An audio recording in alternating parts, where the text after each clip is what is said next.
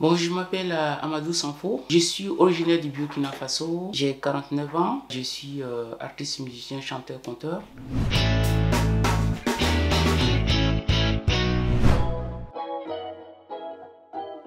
Ça vient de ma grand-mère qui était musicienne au village. C'était quelqu'un qui était passionné de l'art, de la musique, etc. Lorsqu'il fallait réunir tout le monde pour des informations ou bien des nouvelles, c'est elle qui était censée jouer un instrument qu'on appelle le goni qui est là. C'est un instrument qui est fabriqué avec un morceau de bois sculpté, recouvert avec une peau. Et puis il y a quatre cordes. Donc j'ai fait placer des émetteurs plus les mécaniques pour facilement accorder. Donc, et puis en plus elle nous berçait avec ses histoires, sa musique.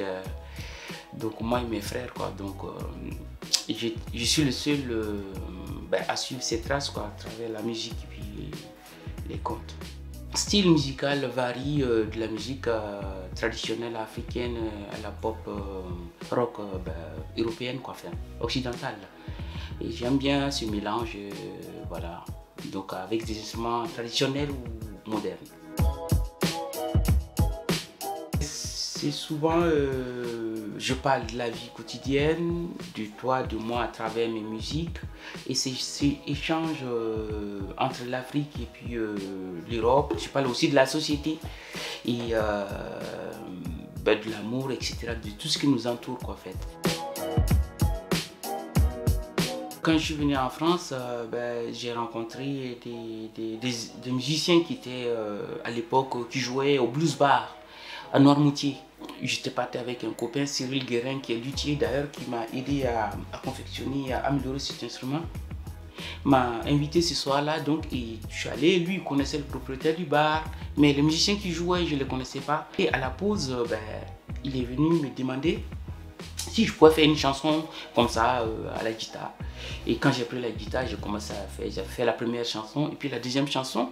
Les musiciens qui étaient programmés ce jour-là, ils sont venus naturellement. Le batteur, il a pris sa batterie, le bassiste, le guitariste, et puis ils m'ont accompagné naturellement. C'est clair, le voyage ouvre la voie, ça ouvre l'esprit, ça ouvre...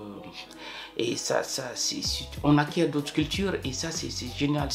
En voyageant, on voit autrement la vie et puis ça permet quand même de se s'ouvrir. On accepte la culture de l'autre, on accepte l'autre facilement.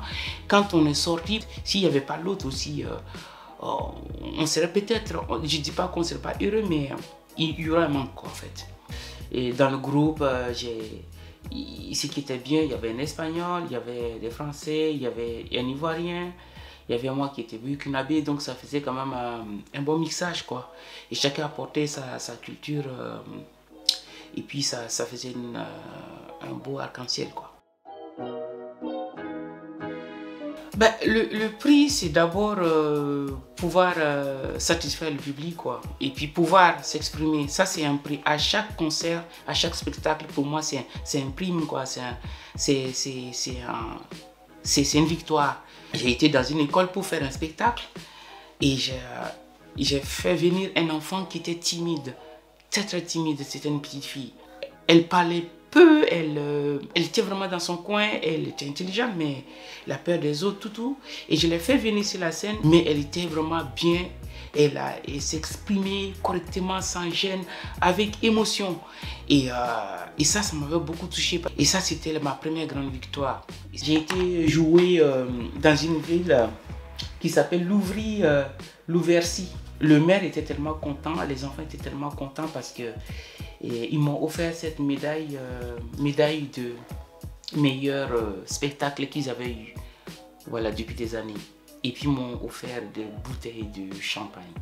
Et je remercie tous ceux qui ont fait de moi cet artiste qui arrive à s'exprimer et puis à continuer de vivre de ce que je fais. Tout simplement la persévérance.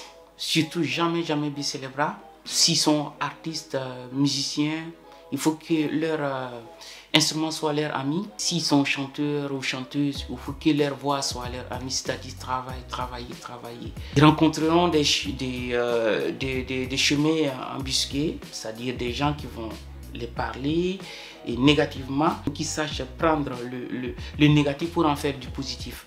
Car c'est un domaine qui est très aléatoire. Il faut la persévérance, la patience, le travail, surtout se perfectionner.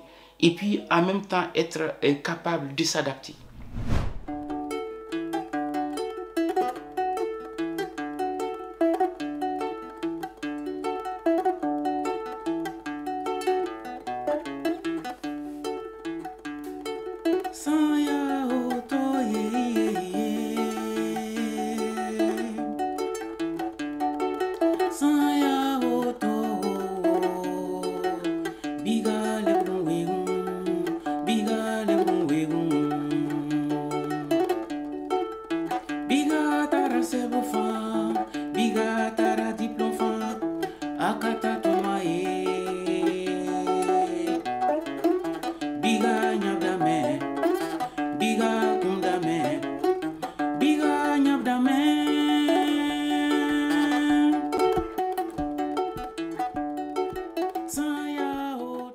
Alors donc je vais vous présenter mes ouvrages que j'ai eu la chance de réaliser.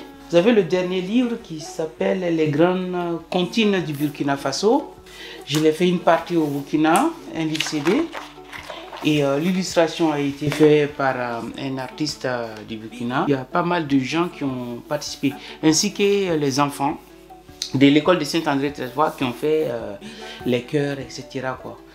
Aussi, ce livre qu'on appelle, c'est des livres de contes, c'est un livre de contes d'Afrique. Et donc c'est un livre CD, voilà, il y a 4 contes qui sont à la portée des enfants, qui fait rêver le public, etc. Et ensuite, il y a mon premier album, Amadou Sanfo, avec le groupe Amadou et Saramaya. Et le deuxième, voilà, Abibou, du groupe Amadou et Saramaya. Et voilà, donc j'ai un site internet qui est tout en rouge, amadousanfo.com.